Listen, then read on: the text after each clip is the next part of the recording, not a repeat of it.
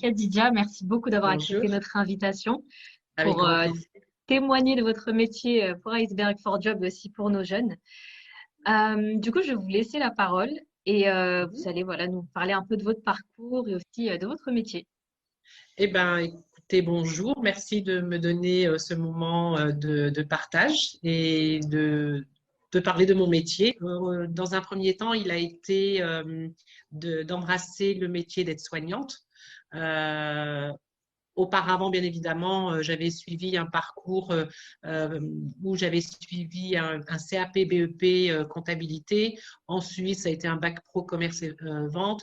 J'ai travaillé comme négociante en matériel de confection pendant quelques temps et bien évidemment, au bout d'un temps, je me suis aperçue que ce n'était pas le métier dans lequel je m'épanouissais. On m'a proposé donc de passer mon concours d'aide-soignante et que j'ai obtenu donc dans le Nord-Pas-de-Calais. Et ensuite, j'ai exercé mon métier d'aide-soignante pendant plus de 16 ans.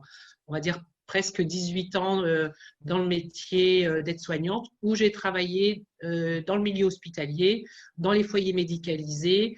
J'ai pu aussi l'exercer dans les maisons de retraite à domicile.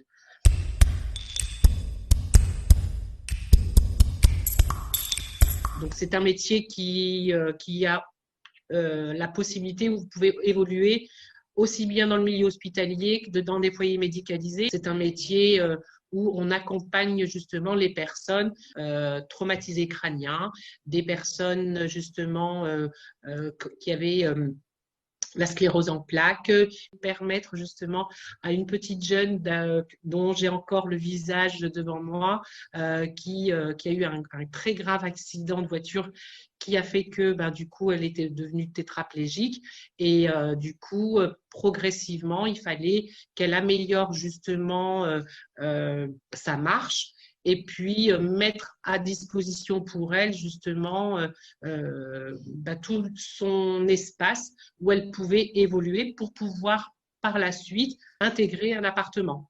Vous voyez?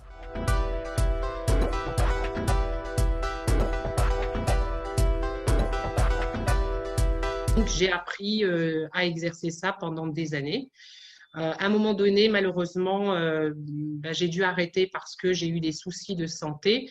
Et ça a été le vide dans ma tête. Je me suis dit, mais comment je fais, moi qui étais passionnée par ce que je faisais, d'accompagner, d'apporter justement beaucoup de choses à ces usagers.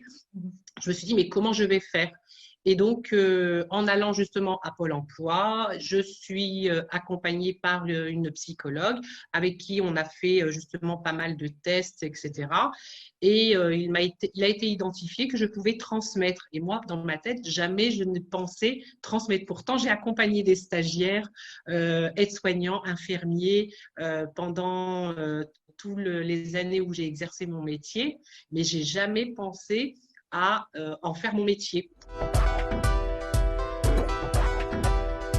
J'ai dû intégrer l'AFPA pour ne pas les nommer, qui m'ont permis justement de faire un petit stage, on va dire, d'un mois dans le centre de formation où justement il y avait la formation assistante de vie aux familles. Donc, dans le domaine dans lequel j'exerce en tant qu'aide-soignant, je pouvais transmettre à des personnes qui interviendraient justement au domicile des personnes âgées, des personnes handicapées, et donc où on leur apprend le métier, comment justement entretenir le logement des personnes. Donc on essaye de faire les choses avec un peu de légèreté, avec un peu de pudeur, avec un peu de respect, avec beaucoup d'enthousiasme.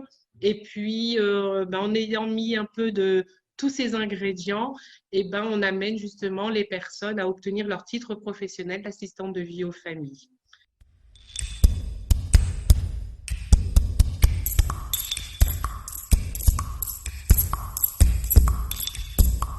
Il ne faut rien lâcher, aucune porte n'est fermée en sachant qu'il y en a une qui est ouverte. Il faut croire en soi déjà très fort et ne laissez jamais personne vous dire que vous n'y arriverez pas.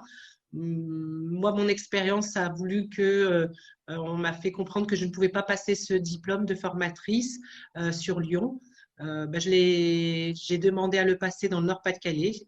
Bon, le petit sacrifice a été de partir une bonne petite année et j'ai obtenu mon titre professionnel et je suis sortie parmi les premiers de la promotion. Donc voilà, les jurys m'ont dit vous êtes une vraie coach pour vos stagiaires.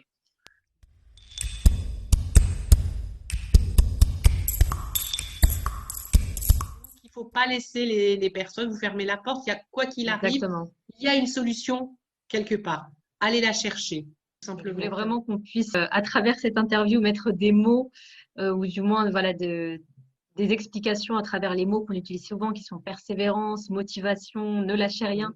C'est vrai que c'est Oui, des mots-clés qui peuvent motiver au quotidien, mais c'est toujours bien d'avoir des témoignages comme le vôtre voilà, pour avoir une mise en situation et aussi, pourquoi pas, se projeter dans le futur, en tout cas tout pour nos à jeunes. fait. Moi, je dis toujours, il faut persévérer, Mhm. il faut y aller. Et puis, c'est comme un match de foot. Moi, mes enfants étaient dans le taekwondo jusqu'à la dernière minute. Il faut y aller et donner le dernier coup de pied qui peut donner le point vainqueur. Voilà. Très belle, très bel exemple.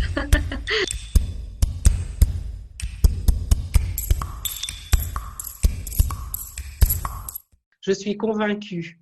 Et normalement, la jeunesse, je compte sur cette jeunesse-là, justement, pour apporter ce plus dont nous, on a besoin. Donc, nous, on a peut-être l'expérience, les années, mais vous avez les outils, vous avez toute cette technologie qui est un plus pour vous.